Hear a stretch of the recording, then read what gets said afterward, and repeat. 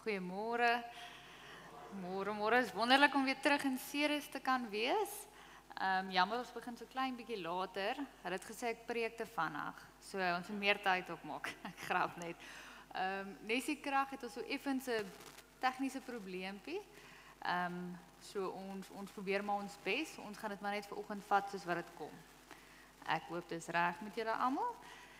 En dan dink ek kan ons lank ons oë toemaak en rustig raak.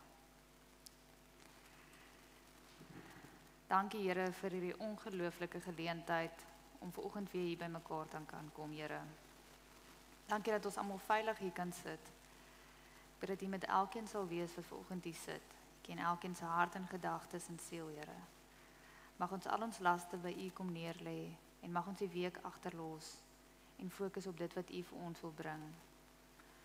Mag U vir ons wys wat se tafel U vir ons vanoggend voorberei het en hoe U ons wil dien met U woord. Mag ons dit eet, drink, verstaan en uitleef. Mag ons elkeen U rustigheid en vrede beleef. Ons bid dit als in U naam alleen. Amen. Dan dink ek kan ons so lank begin met die liedere, as dit reg is met julle. Ons begin die oggend vrolik en julle kan almal opstaan en dan begin ons sing. Die eerste lied wat ons gaan sing is Sorry, dat ons nou hierso lofsing die Here en dan die tweede lied wat ons gaan sing is Glo in die Here. As julle kan maar staan.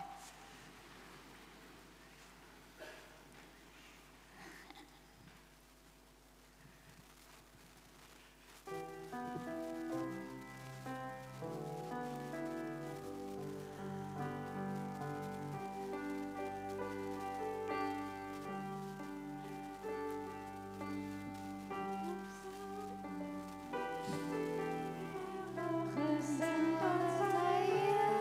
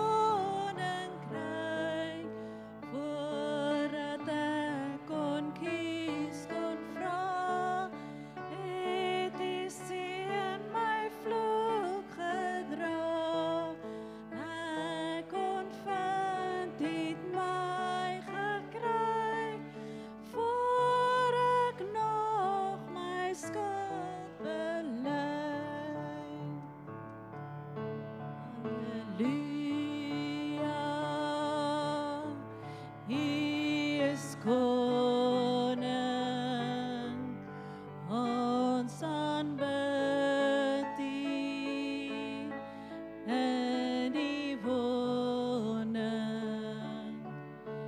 U is die Alpha en Omega. Daarom sing ons Halleluja.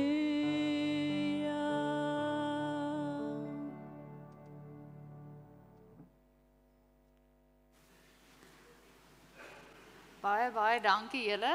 Waardeer dit baie. Ek wil maar net noem as julle sê julle kan my nie, julle moet net wys as julle my nie kan hoor nie. Tussen die klank en alles het ons net vandag bietjie ander uitdagings soos loadshedding self is. Maar julle moet net vir my aandui en dan skakel ek net oor na die mikrofoon toe asseblief as iemand nie kan hoor nie. Dis my wonderlik om weer hier by julle te kan kom kuier en kan deel word van julle gemeenskap vir so oggend. En ek hoor hier's groot goed op pad en een van daai goed is die bazaar wat nou sal verskyn. Of kom ons begin so. Dis geen probleem. Ek gaan vir julle van die afkondigings lees as dit reg is. As julle dit nie sien nie, dan kan julle maar op gehoor staat maak vir oggend. So volgende Sondag is daar weer erediens 9:00. Wonderlik. En 11:00 by Ceres te huis. Dan kinderkerk is daar volgende Sondag.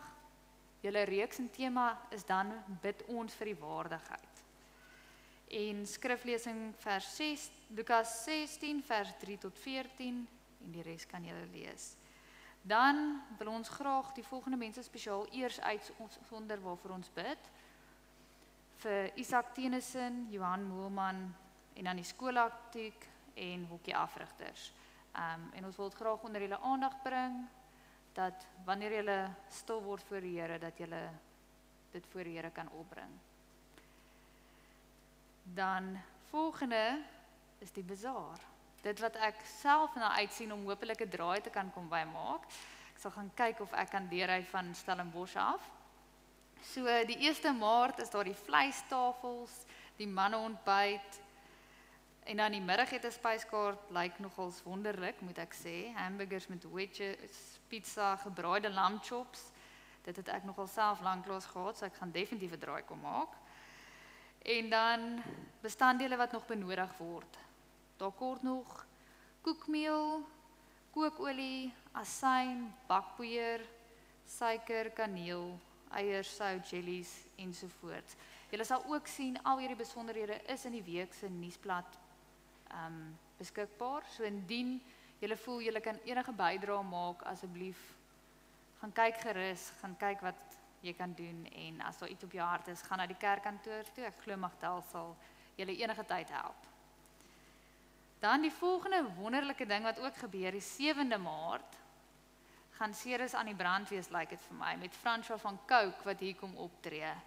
Ek glo hier gaan 'n hele paar mense ingevoer word om daai te kan beskou. En soos julle kan sien, daar's wonderlike platters beskikbaar.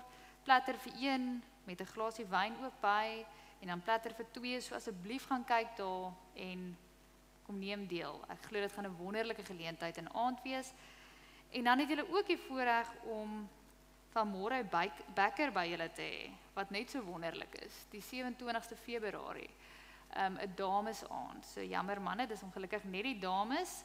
So die dames kry daai aand af, hulle hoef nie kos te maak nie, hulle gaan vanmôre Bekker luister. So asseblief neem deel, dit is 'n wonderlike geleentheid en 'n wonderlike samekoms vir julle as gemeenskap. En ek sien uit om soveel as moontlik in te kan skakel. So ek kan niks beloof nie, maar gaan my bes probeer. Dan hoor ek daar's 'n paar verjaarsdae. 'n Paar spesiale mense wat verjaar.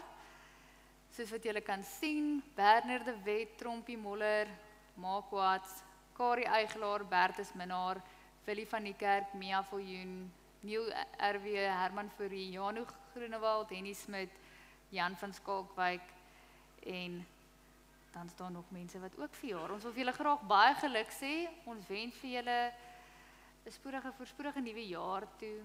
Mag dit werklik 'n seën wees hierdie jaar. Mag julle God se seën ervaar en sy liefde ervaar. en mag julle uitsien na hierdie nuwe lewensjaar. Ek sal vir julle vra of julle wil hê ons moet vir julle sing, maar natuurlik. As Stefan, kan jy vir ons gou begelei? Ons gaan veel geluk vanoggend sing. Maar julle gaan saam met my moet sing asseblief, want ek het baie lanklaas in die koor gesing. So julle kan sit of staan, nes julle wil, kom ons sing veel geluk.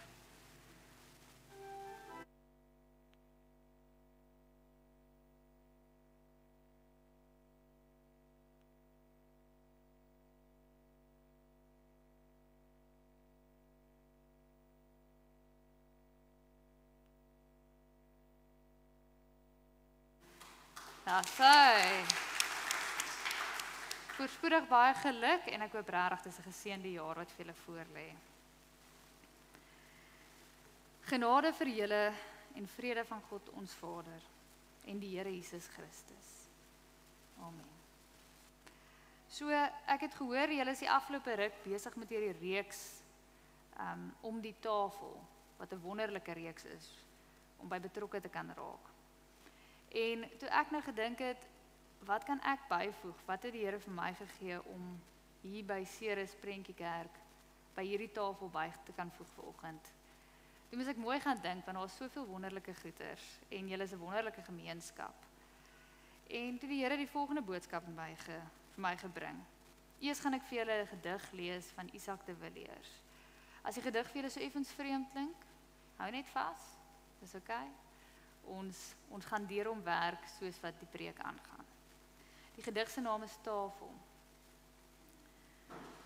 God het 'n groot lang tafel, waar hy sy eregaste onthaal, waar engele olie giet op hul hoof, en hy sit gemeensaam heel bo, terwyl sy gaste verwonderd gesels oor die insig wat hulle eet, God self.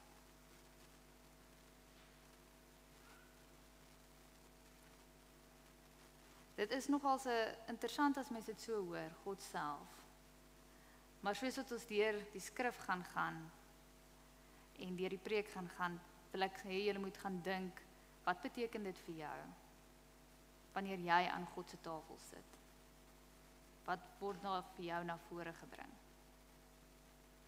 So vandag se skriflesing is Lukas 15 vers 11 tot 32. Die wat julle Bybels het, kan daar oopmaak vir ons. Dis 'n baie bekende stuk wat Jesus vir mense vertel oor die gelykenis tussen die twee seuns, of andersins bekend as die verlore seun. Ek glo dis 'n storie wat almal ken. As julle nie julle Bybels het nie, kan julle net op die skerm volg. Gelykenis van die pa en sy twee seuns. Verder het hy gesê, 'n man het twee seuns gehad. Die jongste een van hulle het vir sy vader gesê, Vader, gee my die deel van die eiendom wat my toekom. Hy het toe die besittings tussen hulle verdeel. Nie lank daarna het die jongste seun al sy goed in geld omgesit en na 'n ver land gereis en daar alles wat hy besit het deur sy losbandige leefwyse verkoos. Teen die tyd dat hy alles uitgegee het, het daar 'n baie ernstige hongersnood in daardie land uitgebreek en hy het begin gebrek ly. Hy gaan werk toe by een van daardie land se inwoners, wat hom na sy boerdery gestuur het om sy varke op te pas. Hy het gewens dat hy sy honger kon stil met die pele wat die varke gewoonlik gevreet het, maar niemand het vir hom daarvan gegee nie. Toe het hy egter tot sy sinne gekom en gesê, hoeveel dagloners van my pa het oorgenoeg kos, en hier vergaan ek van die honger. Ek sal opstaan en na my pa gaan en vir hom sê, Vader, ek het gesondig teen die hemel en in u oë. Ek is nie langer werd om u seun genoem te word nie. Behandel my soos een van die dagloners. Hy het toe opgestaan en na sy vader gegaan. Hy was nog ver weg, toe het sy vader hom al gesien. Hy het hom innig jammer gekry, na hom gehardloop, hom omhels en hom gesoen. Die seun sê toe vir sy vader, Vader, ek het gesondig teen die hemel en in u oë. Ek is nie meer werd om u seun genoem te word nie. Maar sy vader het sy slawe opdrag gegee.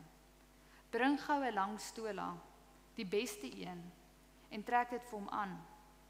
Geef hom 'n ring vir sy vinger en sandale vir sy voete.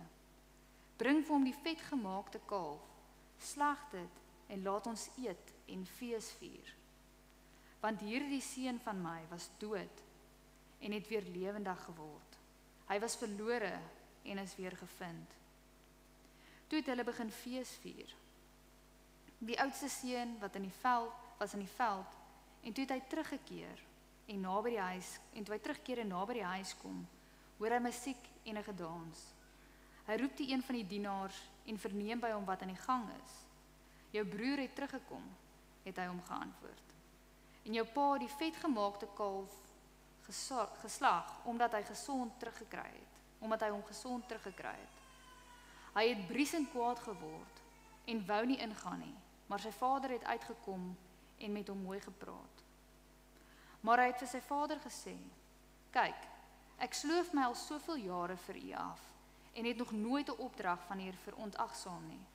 En vir my het u nooit eers 'n bokkie gegee, sodat ek saam met my vriende kon fees vier nie. Maar toe hierdie seun van u terugkom, wat die besittings op prostitusie uitgemors het, slag hy vir hom die vetgemaakte kalf. Toe sê hy vir hom, my kind, jy is altyd by my, en alles wat myne is joune. Ons moet fees vier en bly wees, want jou broer was dood, en hy het lewendig geword. Hy was verlore, en is weer gevind. Ons gaan net tot daar lees vandag. So, die eerste vraag is, die tafel van die verlore seun. Hoe het hulle tafel gelyk? Ons het hierdie storie gelees, en ons kom agter, dis 'n baie komplekse storie, maar daar's ook iets bekend. Ons kan met verskillende karakters in die stories vereenselwig. As jy 'n ouer is, verstaan jy wat die pa probeer doen het, of wat die pa gedoen het. Want as jou kind terugkeer, dan gaan jy net so opgewonde wees, ongeag wat plaasgevind het. Maar as jy die oudste seun is, verstaan jy ook, dat as jy jouself afgesloof het, en so hard gewerk het, en ewe skielik hier kom iemand wat alles, die helfte van julle besittings gevat het, gemors het, en nou terugkeer na die huis toe, dan gaan jy ook nogals vies wees. Jy gaan verseker nie lus wees om 'n groot braai te hou, wanneer hierdie broer finaal sy verskyning gemaak het nie. Maar dan dink mense aan die verlore seun, die jongste seun. En dan dink jy aan jouself en besef, maar as dit ek was, het ek ook gehoop, my pa wag vir my, met sy arms oop, hy wag vir my met 'n feesviering. En dis hoekom ek eers wil gaan kyk vir ons, soos gewoonlik, en gaan vra, maar wat is besig om in hierdie teks te gebeur? Hoekom is daar soveel reëls? Wat is die woede en wat is die agtergrond van die teks? Met ander woorde, hoe het hulle tafel gelyk? Wie was genooi en wie was nie genooi nie? So iets baie belangrik om te verstaan is dat die Ou Testament was baie wetties gewees. En in die Nuwe Testament het van daai wette weggeval, maar dit was nog steeds net so wetties gewees. Jou woord was jou eer. Dit was beter as 'n kontrak wat opgeteken was. So as die woord gespreek is die daad klaar. Dit het klaar gebeur. En mens draai nie terug op jou woord nie. So vir die jong seun om na sy pa toe te gaan en te vra vir sy besittings, is om vir hom te vra, maak my dood, maak my los van hierdie familie. Ek wil nie meer deel wees van hierdie familie nie. En vir 'n pa is dit 'n groot probleem, want hy weet die oomblik wat hy dit vir sy seun gee, volgens daai samelewing, mag hy tegnies hom nie weer toelaat in sy huis nie, of in die dorp nie. Dit is so goed soos 'n lewenslang tronkstraf. Jy is nou op jou eie. Want ons mense wat kyk en ons mense wat sien. So vir sy pa, as hy daai woord gesê het, is hy veronderstel om daarby te hou, ongeag wat hy voel of wat hy beleef. Dit was soos die wetgewing van die land. So, wie genooi was na die tafel, natuurlik, is almal wat die woord gevolg het. Almal wat presies die reëls en regulasies gehou het. En as jy 'n verkeerde stappie gemaak het, dan is jou sitplek by die tafel weggeneem. Jy mag nie meer aan daai tafel gaan sit nie, dis verby. En daar gaan nie weer 'n kans wees vir jou om aan daai tafel te gaan sit nie. Hulle mag dalk vir jou kos gee, maar jy gaan, soos by die varke in die stal, moet gaan sit en saam met hulle eet. En dit is werklik hoe hulle geglo het en geleef het in daardie tyd. In die Bybelse tyd, dit was werklik waar, dit was 'n streng anderste tipe samelewing, wat baie geglo het in die woord en in die wet. So, hoekom was sekere mense net genooi? Wel, die vreemdheid van hierdie is, jy het aan die een kant van die spektrum gehad waar mense die foute begaan het en foute gemaak het, en as gevolg daarvan word hulle nie weer teruggenooi tafel toe nie. En dan het jy weer die ander kant van die tafel waar mense eenvoudig geglo het, maar daai persoon is nie goed genoeg vir die tafel nie. Hulle word nie 'n kans gegee nie. Hulle is gebore, dis hulle identiteit, maak nie saak wie of wat hulle is nie. Volgens hulle in die samelewing gaan dit nie verander nie. Dit bly dieselfde. So jy kry nooit 'n plek weer terug aan daai tafel nie. So wat was herkenning en erkenning vir hulle? En dis twee belangrike woorde wat ek wil hê ons moet dink oor volgend. As jy iemand herken, dan is dit iemand wat jy raak sien, al is dit 'n skoolvriend of vriendin van 10 jaar gelede, jy herken hulle. Jy sien die gesig en jy weet wie is die persoon. Maar om 'n persoon te erken, is iets heeltemal anders. Jy sien hulle nie net raak nie. Jy erken hulle vir wie hulle is, hulle menswees. En in hierdie geval van die samelewing van die Nuwe Testament sien ons dat almal herken mekaar, maar of hulle mekaar erken, is 'n ander vraag. Of hulle vir mekaar daai spasie gee om te erken wie jy as mens is, wie God jou geskep het, gemaak het om te wees. Dit is die vraag waarmee wat Jesus na vore vir hulle wil bring. Wat Jesus met hierdie gelykenis vir hulle probeer vra en sê, maar erken jy werklik dit wat God geskep het? Dan beweeg ons aan en dan besef ons met al hierdie inligting, lyk hierdie tafel dan anders van die twee seuns, die verlore seun. Dit is nie jou gewone tafel in die Nuwe Testament tyd nie. Hulle sou sê dis 'n baie moderne tafel. Hulle sou woorde gebruik het in vandag se tyd, miskien soos dis liberaal, dis modern, dis anders. Dis alternatief, dit is 'n vreemde tafel hierdie. Want dit gaan nie volgens ons norms en ons reëls nie. So die eerste ding, die pa het volgens 'n ander norm geleef. En as jy nou gaan dink aan die herken en die erken, en jy dink aan karakters in die Bybel, dan laat die pa jou nie, mens nie dink aan hoe God of Jesus sou optree nie. Aan hoe hulle nie net die seun sou herken nie, maar onmiddellik erken. Geen vrae vra nie, net sê my seun is terug, my seun lewe weer. So met ander woorde, hierdie pa speel so 'n belangrike rol aan hierdie tafel. Hy begelei almal na die tafel toe. Hy bring almal na die tafel toe om saam fees te kom vier. Hy laat nie een agter nie. Dan die tweede persoon, die oudste seun se optrede wat nie vreemd of onbekend was nie. As mens die oudste seun se optrede sien, dan sien jy maar eintlik die samelewing van die Nuwe Testament. Dit sê vir jou presies hoe hulle opgetree het. Nie noodwendig hulle persoonlikheid nie, maar hoe hulle geglo het hulle moet lewe. So al dink ons, sjoe, dis dan nou 'n bietjie vreemd van hierdie broer om nie sy broer te omhels en te groet nie, verstaan mense dit ook, want in daardie tyd, as hy homself vereenselwig met sy broer, dan word sy eer ook van hom ontneem. So sy naam word ook deur die modder gesleep, net sy pa se, want jy mag nie eintlik hierdie doen nie. Hierdie is nie volgens die reëls nie, hierdie is nie volgens die norms nie. En dis die rol wat die oudste broer gespeel het. Hy verteenwoordig eintlik die mense van die samelewing.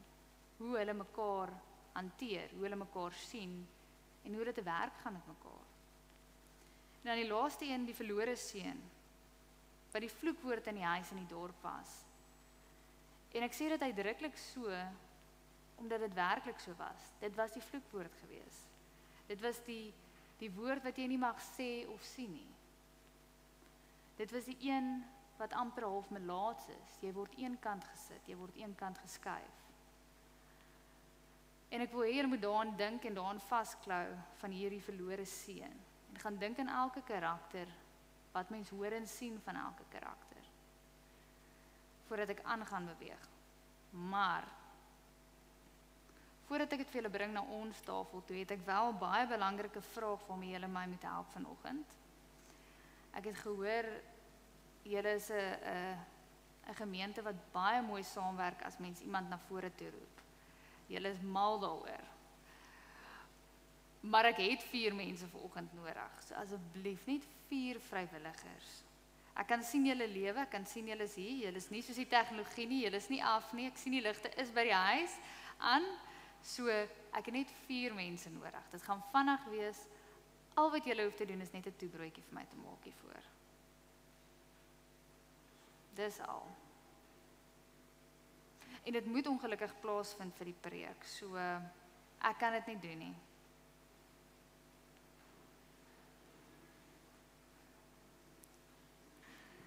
Okay, ons het 1 wonderlike vrywilliger, nog 2 vrywilligers, ons kort nog 1 persoon, nog 1 persoon, nog 'n persoon, wonderlik. Baie dankie. Hulle is almal vrygespreek van kos maak vir middagete. Baie dankie. So, ons gaan vir hulle vra om 'n toebroodjie te maak. So 2 mense gaan die instruksies vir my lees, asseblief. Wat 'n baie eenvoudige resep is. Ek het hom self geskryf, baie eenvoudig. Een van julle mag net 1 woord kommunikeer en die ander een mag instruksies gee. Dan die volgende persoon moet net vir ons hier kom staan. Hulle is die persoon met die mes wat nou gaan smeer. So wie gaan dit wees? Gaan een van julle manne vir ons daai?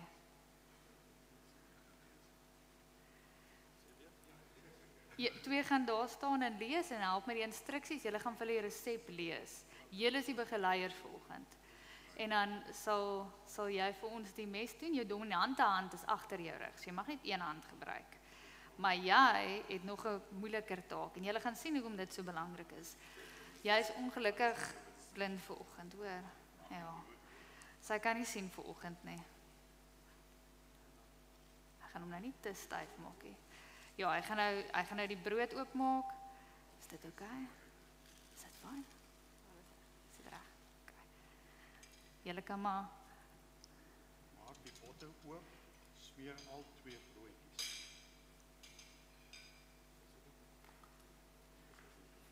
kyk gou daar of hy werk. Smeer, hy werk. Jy moet smeer?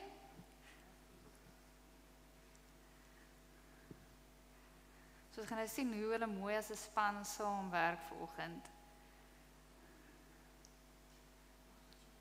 Ek wil net seker maak as daai mikrofoon aan. Wonderlik.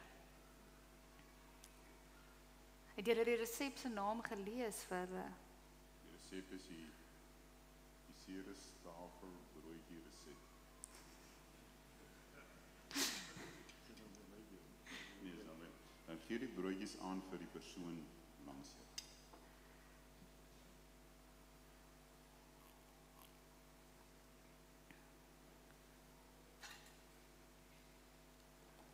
Sit 2 tomatieskuive op.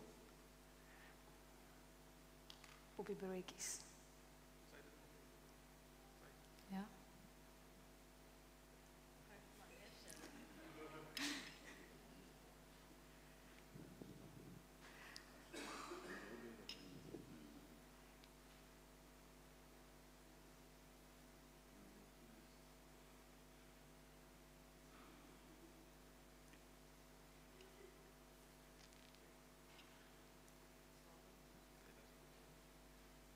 En dan jy sit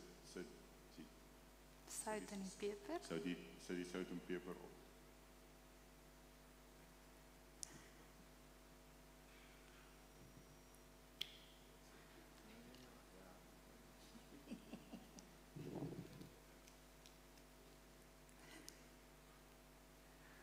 Julle Moet nou mooi kyk wat elkeen doen en hoe hulle saamwerk. Ma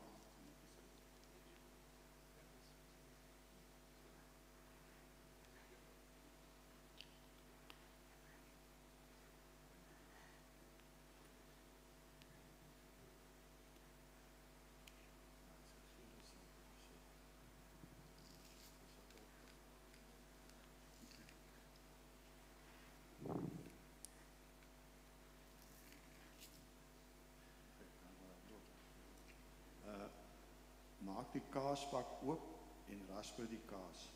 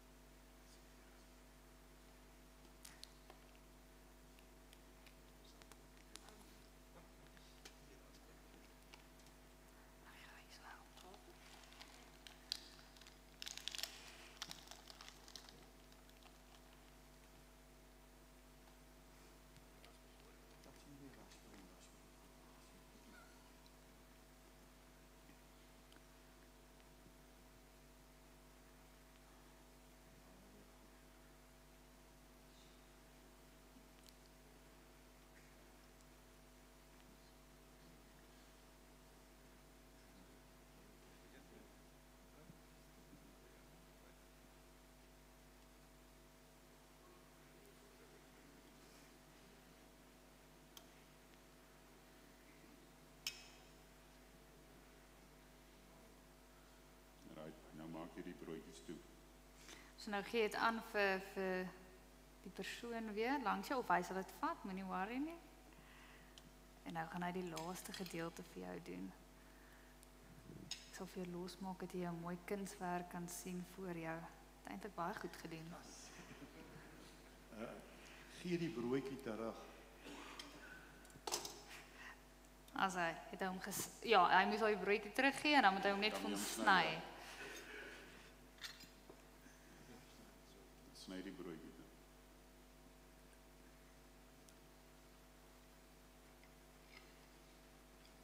Geniet die feesmaal. Baie dankie julle. Julle het wonderlik gedoen vanoggend. Baie dankie. Ek het nou vir julle 'n ander vorm van Masterchef vanoggend hier gebring, maar ons het 'n wonderlike span gehad wat ons help. So, die eerste vraag is, hoe dek ons die tafel? Is daar plek vir almal om die tafel? So ek wil vanoggend eers vir julle 'n fisiese verteenwoordiging van 'n tafel wys. Ons het gehoor van die verlore seun, hoe hulle tafel gelyk het, hoe hulle tafel gewerk het, wie toegelaat was rondom die tafel. En ons leef rondom God se tafel elke dag sonder dat ons dit weet. Maar ons almal se rolle is verskillend.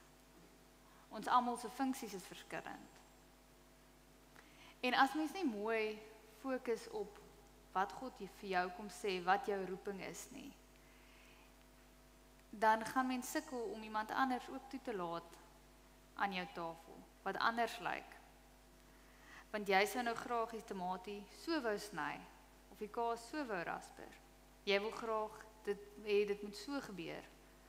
En hulle doen dit nie op die regte manier, inteendeel volgens jou is hulle nie bekwam om dit te kan doen dalk nie.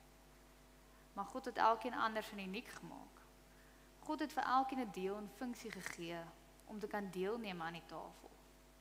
En vir die wêreld lyk hierdie soos 'n wonderlike gemors. Ek meen ek seker ons sal nie elke aand so kan kos maak nie. Anders gaan ons almal op wonderlike dieet gaan. Maar tog is dit hoe ons met mekaar werk. Tog is dit hoe ons tafel lyk sonder dat ons dit weet. Ons almal het verskillende plekke rondom hierdie tafel. Hoe ons te werk gaan met die tafel en hoe die tafel lyk en hoe ons aan die tafel aanskakel is verskillend. So dan is die vraag, hoe verstaan ons die verskillende plekke wat gedek is? So julle het vanoggend hierdie tafel gesien. Nou alhoewel hulle fisies iets vir ons kom doen het, is daai fisies eintlik 'n metafoor vir hierdie lewe. Vir almal se anders en uniekheid. Vir dit wat elkeen nou aan die tafel te bring. vir dit wat jy dalk sien as 'n tekortkoming binne jouself of in iemand anders, maar wat God sien as 'n sterkpunt. Dit wat jy dalk oor onseker is, wat God weet, maar hy het juist dit vir jou gegee om te kan gebruik, om te bring na die feesmaal toe. Want dit kan net 'n feesmaal wees as ons iets bring. En wat bring ons? Ons bring onsself. Ons bring ons uniekheid. Ons bring ons anders wees. Ons bring dit wat God vir ons gemaak het om te wees. So, daarom is elke plek wat op hierdie tafel gedek is, lyk nie dieselfde nie. Elke funksie, elke deel. Nie een van ons is gevra om dieselfde te bring na die tafel toe nie. Ons almal is uniek en ons almal is anders. En dis hoe God ons geskep het. Dan die vraag wat ek vir julle daaroor wil vra, hoe herken en erken jy die ander? Hoe herken jy die verlore seun rondom die tafel? En herken jy die plek vir hulle rondom die tafel? Sal jy so 'n persoon toelaat om saam met jou aan hierdie tafel te sit? Om saam met jou deel te vorm van hierdie fees wat jy ook self fisies hier voorberei het. Jou handewerk het dan hier ingegaan. Ons het gesien, dit was nie maklik geweest nie, om hierdie broodjie te maak nie. Maar die lewe is nie so maklik nie. Die feesmaal wat ons hier voorberei, waar ons deel vorm van God se koninkryk, is nie maklik nie. Dis nie eenvoudig nie. Dis 'n proses. Dit vat tyd, dit vat geduld. Dit vat kommunikasie. So daai feesmaal waarmee ons besig is, as jy al hierdie harde werk gedoen het en jy het opgebou en jy glo jy het al die regte stappe gedoen, jy het die resep gevolg, tree vir tree, en hier kom iemand anders langs die kant in en hulle wing maar die lewe, jy weet, hulle volg nie 'n resep nie. Hulle het maar nou eers gehoor, daar's 'n ding soos 'n resep. Hulle het nou eers gehoor van die tafel en hulle wil ook nou deel wees. Is dit dan maklik om vir hulle te sê, nee, ek weet wie jy is, ek onthou jou, kom sit asseblief. Kom sit aan hierdie tafel. Ek het al hierdie harde werk net vir jou gedoen. Moenie worry nie, jy kan ook deel vorm. Dit is nie so maklik nie, kom ons wees eerlik met mekaar, dit is moeilik. Dit is baie moeilik. En daarby wil ek uitkom, voor ons na jou eie mens wees en jou plek by hierdie tafel kom. Wil ek ook hê ons moet vir onsself kan herken en erken dat dit is ook alright as jy soms meer saamstem met die oudste seun in die storie. Dis nie die einde van die wêreld nie. Dit is ook alright. As daar is wat jy voel, jy is die oudste seun. Hierdie persoon het nou net hierdie aangejaag hier voor jou. Jy moet die gemors skoonmaak. En jy wil nie eintlik hê hulle moet deel vorm van hierdie tafel nie. Dis moeilik. Dis nie maklik vir jou om dan te glimlag en te sê, natuurlik, kom sit langs my. Ek het regtig net vir jou gewag. Ek het die hele dag gewerk en ek het vir jou gewag. Dis ook oukei. Dis oukei om so te voel. Maar natuurlik weet ons dit stop nie daar nie. Dat wanneer ons so voel, mag jy dit ook na die tafel toe bring. So snaaks soos wat dit klink. Jy mag daai moeilikheid hier binne jou ook sê, ek het hierdie ook hier binne my, wat ek wil deel, wat ek op die tafel wil neersit. Want ons is juist daar saam om die tafel, vir mekaar. Die begeleier is daar vir 'n rede. Ons kan nie net gedeeltes van ons na die tafel toe bring nie, jy moet jou volle mens wees na die tafel toe kan bring, na God se tafel toe. En dan gaan ons na God se tafel toe, en ons vra, hoe lyk die tafel wat God vir ons gedek het? So die tafel wat God vir ons gedek het, weet ons, is 'n unieke en anderste tafel. Ons deel al klaar in daai tafel, in daai feesvieringe. Van die dag wat Jesus Christus gekruisig is en weer opgestaan het, het ons begin met die feesviering. Dit hou aan. En die dag wat jy jou laaste asem uitblaas, dan gaan jy na die groter partytjie toe, na die groter feesviering toe. Soos wat hulle sê, die VIP. Maar waar ons nou is ons klaar deel, neem ons klaar deel aan daai tafel. Die genade, die vrede, die liefde wat Christus vir ons gebring het. Die disippelskap wat ons rondom mekaar het, is hier waaraan ons deelneem. Dan die vraag, wat is God se herkenning en erkenning vir ons? Nou dit is presies daai, van wanneer jy hierdie storie lees van die verlore seun, dat mens eintlik met elkeen van hulle kan sê, maar ek verstaan. Ek verstaan hoe jy voel. As mens, ek verstaan. Ek verstaan die woede, ek verstaan die verlange, maar ek verstaan ook die foute. Want kom ons wees eerlik, ons almal wat hier sit, weet ons het al 'n fout gemaak. Weet ons het al iets gedoen, iets besluit, wat ons nie seker was oor nie. En toe ons op die einde van die dag kyk, toe sien ons, o jene, hier het ek nou groot moeilikheid aangejaag. En soms kom sit dit hier binne jou. Dit kom eet mens van binne af op. Mens wonder daaroor. En mens wil dit nie na die tafel toe bring nie. Ons verkies om, in plaas van soos die verlore seun terug te keer, om liewers weg te bly. Om nie deel te vier van God se feesviering en daai ete wat hy vir jou voorberei het nie. Maar dis juis hier waar God kom sê, maar ek herken jou as my kind. Ek het al klaar geweet wie jy was en wie jy is, nog voor jy dit besef het, want ek het jou geskep, ek het dit jou gemaak. Maar nie net herken ek jou, om te sê, daar's jy nie. Ek sien jou in die pad afstap, hier is die tafel gereed nie, ek erken jou ook. Ek sê ook vir jou, kom my kind, kom tafel toe, net soos wat jy is. Jy hoef nie te gaan was en aantrek en jouself netjies te gaan maak nie. Kom, met daai velklere. Kom, met daai emosies. Kom bring dit tafel toe. Want al dink jy, dit wat jy tafel toe bring, help nie veel nie. Is dit toch iets wat die tafel aanvul? Want al voel almal vanoggend hier wat die broodjie gemaak het, sy wat nie kon sien nie, sy's nie veel van hulp nie. Die broodjie is klaar. Die brood is hier, die feesmaal is hier om te geniet. Dit het dalk vir ons gelyk asof dit 'n de mekaar proses is. Asof almal nie gelyk is en almal die regte doel het en funksie het nie. Maar vir God lyk dit heeltemal anders. En net so lyk die lewe vir ons dikwels so. Wanneer ons besig is om God se feesmaal voor te berei, sy bedieningswerk te doen, jou alledaagse lewe te leef, dan voel dit vir onsself baie keer, wat gaan nie aan? Ons kan nie help om of na die Here toe te bid, of vir die persoon langs jou te sê, "Sjoe, hierdie lewe, ek kan sien dis hel op aarde tans nie." Want ons voel so. En dit beteken nie, daar's nie waarheid daar nie. Maar dit beteken dat wanneer mens daai voel en sien, om ook te onthou, eerstens, dit wat jy voel, dit wat jy sien, dit wat jy beleef, is ook waardig genoeg om tafel te bring.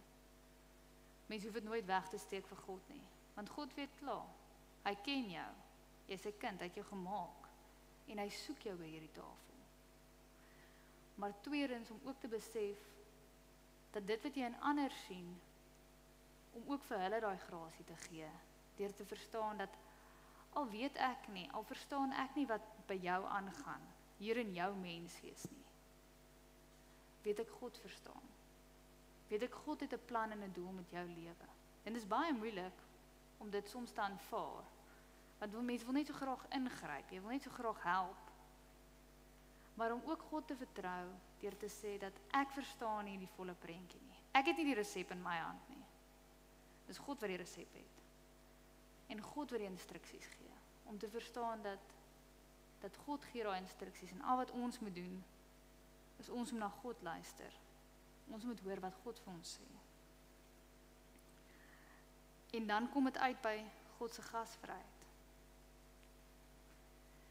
God het klaar die tafel vir ons gedek. En hierdie tafel wat God gedek het is uniek. Dit is soos die natuur. Dit is elke dag 'n ander kunststuk. 'n Tafel wat hy elke dag opnuut dek vir ons. Dit is 'n resep wat verander. Dit bly aan die kook, aan die broei. Maar deur te verstaan dat God soek alle mense om die tafel. God soek daai persoon wat jy weet, jy self nie kan verdra nie. Daai persoon wat jy net veel tyd vir die Here vra, maar hoe kan U hierdie toelaat? Hoe kan U toelaat dat dit met my gebeur? En dis moeilik. Dis moeilik vir ons om stil te gaan sit en dit te besef. En te weet dat God soek daai mens ook om die tafel. Dis baie moeilik. Maar dat ook te verstaan dat saam met daai mens soek God jou ook. God soek vir jou om die tafel. Hierdie tafel wat hy klaar vir ons gedek het. Waar God klaar homself ontbloot het deur Jesus Christus. Wat hier by die tafel vir ons voorberei is. Deur die brood en die wyn wat ons inneem. Maar ook deur die Heilige Gees. Wat God gebruik as die begeleier hier op aarde. Wat God gebruik vir ons om te sê, hier is die resep, hier is jou roeping, hier is wat ek wil hê jy aan hierdie tafel vir ons moet kom doen. Ek het 'n plek vir jou aan die tafel. Ek wil hê jy moet saam sit en die feesmaal geniet. En ek wil hê jy moet kom net soos wat jy is. En die Heilige Gees sal vir jou lei wat om te doen en hoe om deel te neem aan hierdie tafel. Die belangrike is om te verstaan dat die feesmaal is voor ons en rondom ons. Hierdie tafel waarvan ons praat, kan ook wees jou alledaagse lewe. God het jou klaar genooi na die tafel toe. Hy het klaar vir jou sitplek uitgekies en gesê kom sit. Maar al hoe ons kan deel wees van daai tafel, is om God ook dan nou in te nooi en te sê, word deel van my lewe. Begelei my deur die lewe. Help my. Wanneer ek nie verstaan nie, en wanneer ek nie weet wat om met al hierdie emosies binne my te doen nie. Wanneer ek voel ek het aangejaag, en ek weet nie om dit reg te maak nie. Of ek weet nie wat om met daai emosie te doen, dat ek voel soos die verlore seun, ek voel in die hemel se oë, en in daai persoon se oë, het ek gesondig. Het ek nie meer plek nie. Dan kom God en sê, maar die tafel is klaar gedek. Tafel is gedek vir jou. Kyk rondom jou. Rondom jou en voor jou. Die tafel is daar. En jou sitplek gaan nie weggaan nie. Want Jesus het klaar vir jou aan die kruis gesterf, vir daai sitplek. Daai sitplek is klaar gereed. Al wat jy moet doen, is om in liefde daar te gaan sit. Die volle jy te bring. Maar ook spasie te maak en plek te maak vir die volle ander langs jou. Die ander persoon wat ook uniek geskep is, wat sy storie ook uniek is, wat ietsie binne hulle het wat jy nie dalk verstaan of weet nie, maar God doen. En dan is die vraag, sal ons ander ook toelaat rondom hierdie tafel? Want onthou, God het baie plek. Dit gaan heel moontlik soos 'n taxi gelaai wees. Daar gaan nie meer plek wees om te sit nie, want God wil almal daar hê. God wil hê almal moet kom sit. Want hy het almal geskep, hy het almal gemaak. Maar as julle deur hierdie week gaan, wil ek julle vra om die volgende te dink en te besef. God het nie die tafel vir ons gegee nie, hy het die tafel gemaak. Hy ken elke persoon aan die tafel ook. En al wat hy vra is, terwyl ons besig is met hierdie feesmaal op aarde, met ander woorde, terwyl jy besig is met die werk van God hier op aarde, en dit kan wees waar ook al jy in jou lewe is. Jy hoef nie 'n dominee te wees om die werk van God te doen nie. Jy moet net God se kind wees. Jy moet net bereid wees om vir God te sê, ek is gehoorsaam, ek luister, en ek gaan in liefde leef. En wanneer jy dit doen, dan laat toe jou God om sy resep te laat verstaan. Om te leer wat die resep is. En ons gaan 'n paar foutjies maak. En dis oukei. God weet dit. Dis hoekom hy die resep vashou en nie net vir jou gegee het of vir my gegee het nie, want hy het geweet, dit gaan dalk bietjie anders uitkom as wat hy aanvanklik gedink het. Maar selfs al doen dit, God se genade is groter as dit. En dan die tweede punt, sal jy ander kan toelaat rondom hierdie tafel. En ek praat nie van jou man of jou vrou of jou kind, selfs jou hond of jou kat, praat nie van dies wie jy die meeste lief het nie, ek praat juis van die ander. Want natuurlik sal ons baie maklik plek maak en nooi vir die mense wat hier in ons hart sit. Inteendeel, jy sal dalk jou plek nog opgee ook. En sê, kom sit hier. Maar sal jy jou plek kan opgee vir die ander persoon? Dit is die groot vraag. Sal jy daai kan doen? En besef mens dat wanneer mens so leef en regtig in God leef, dat daai ander persoon moontlik hulle plek vir jou ook sal opgee. So snaaks soos wat dit vir ons klink, so vreemd soos wat dit vir ons klink. Dat om God te vertrou met hierdie feesmaal, dat te vertrou dat God is besig om dit voor te berei. Al wat jy moet doen is net aan te meld en vir God te vra, hoe werk ek daarmee? En die laaste ding is om te besef, God is baie gasvry. As daar nou een ding is wat ons weet, is God se gasvryheid eindig nooit nie. Dit is oneindig. Hy is nie die een wat die koffie maak om te wys jy mag maar huis toe gaan nie. Hy is die een wat vir jou sê, kom, dis reg. Wat moet ons nog doen? Wat wil jy nog hê? En om af te sluit, wil ek die volgende lees van Basil, biskop van Caesarea. Spontane gasvryheid aan ryk en arm. Gasvryheid sonder om eers daaroor na te dink, is 'n weerspieëling van hom en wie se huis daar baie woonplek is. En om af te sluit wil ek hê, vat daai woorde en vra, hoe weerspieël jy dit aan hierdie tafel van God? Hoe gaan leef ons dit uit? Dit wat ek vandag gesê het, maar ook alles wat Jan genoem het. Hoe leef ons en neem ons deel aan hierdie tafel, aan hierdie feesmaal wat voor ons is? Dankie. Ek gaan nou eers vir ons, gaan nou afsluit met gebed. Na die gebed dan kan ons die dankoffers doen en dan in die laaste lied ingaan.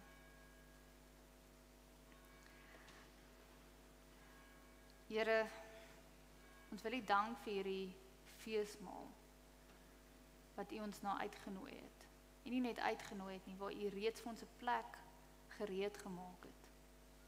Nog voor ons lewe hier op aarde begin het U klaar geweet, daai plek is uitgehou net vir elkeen van ons wat hier sit, Here. Ek bid dat U met ons sal wees, soos wat ons stuk vir stuk herkou aan hierdie feesmaal. Probeer uitpleis, wat is die doel vir ons? Hoe U wil hê ons hierdie feesmaal moet uitleef.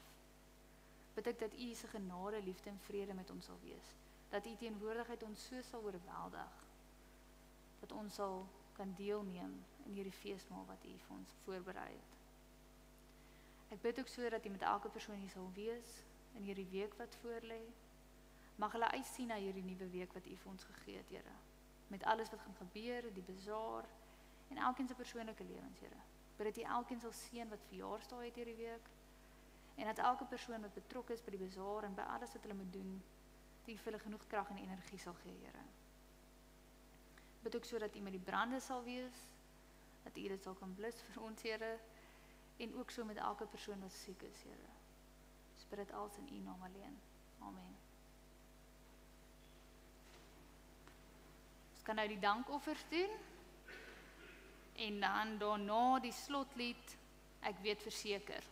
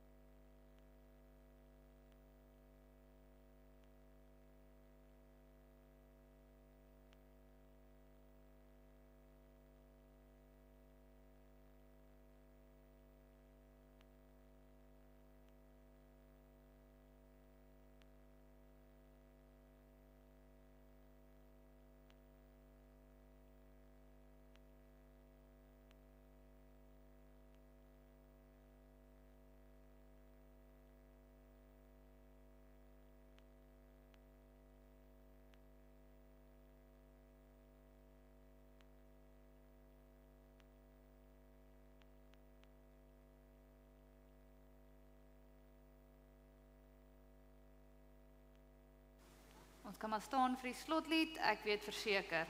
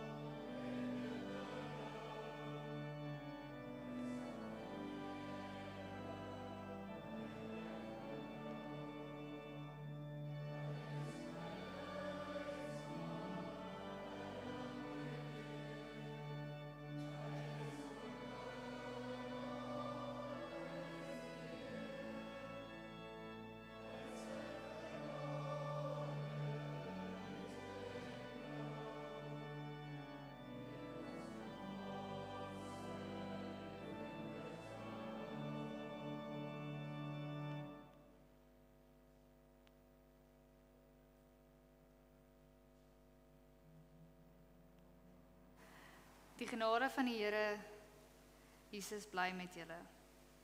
My liefde bly met julle almal in Christus Jesus.